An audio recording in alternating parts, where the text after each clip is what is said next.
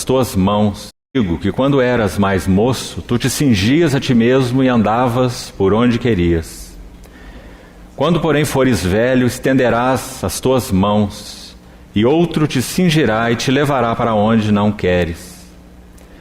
Disse isso para significar com que gênero de morte Pedro havia de glorificar a Deus.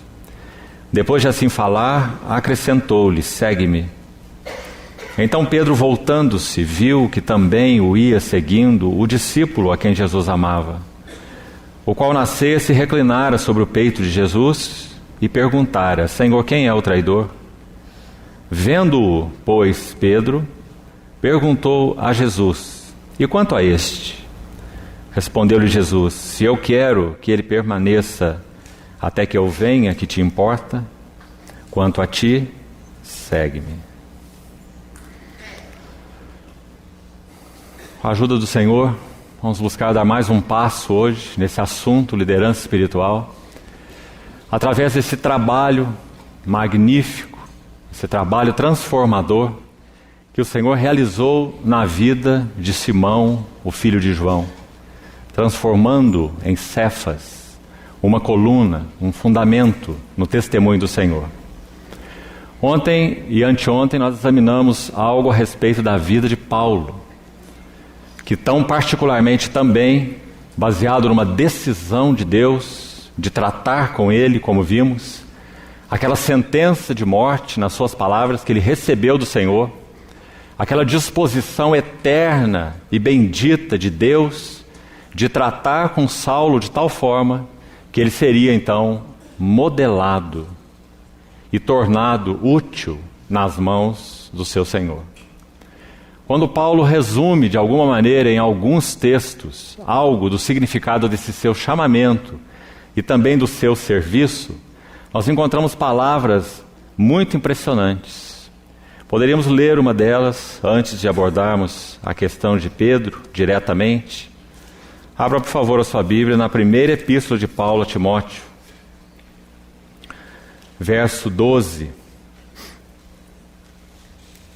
Ele diz assim: sou grato para com aquele que me fortaleceu, a Cristo Jesus nosso Senhor, que me considerou fiel, designando-me para o ministério. A mim que noutro tempo era blasfemo, a ideia aqui é difamador, perseguidor ou molestador. Paulo se lembra bem quando ele recebeu aquelas cartas de autorização dos principais sacerdotes em Jerusalém para ir a Damasco, e ele dá seu testemunho diante de uma multidão em Jerusalém, registrado em Atos 22, dá um novo testemunho diante do rei Agripa, registrado em Atos 26, onde ele se lembra muito bem que aquelas cartas iriam autorizá-lo a manietar cristãos e levá-los para serem encarcerados em Jerusalém. Ele diz: eu persegui este caminho até a morte. E quando os votos eram dados a respeito dos cristãos viverem ou morrerem, eu dava o meu voto a favor da sua morte. Muitas vezes, ele diz, eu concordei com os seus açoites. Paulo foi testemunha do martírio de Estevão. Então ele usa essa palavra perseguidor, porque ele tem aquela memória tão clara de que ele molestou a igreja de Cristo. Insolente, que fala de alguém cheio de si mesmo, orgulhoso, e que fala em função disso palavras atrevidas e injuriosas a respeito de outros. Insolente, cheio de si mesmo. Mas obtive misericórdia, pois o fiz na ignorância e na incredulidade. Transbordou, porém, a graça de nosso Senhor, com a fé e o amor que há em Cristo Jesus. Fiel é a palavra e digna de inteira aceitação que Cristo Jesus veio ao mundo salvar pecadores, dos quais eu sou o chefe, o primeiro, o maior. Foi a palavra que ele escolheu aqui para falar de si mesmo.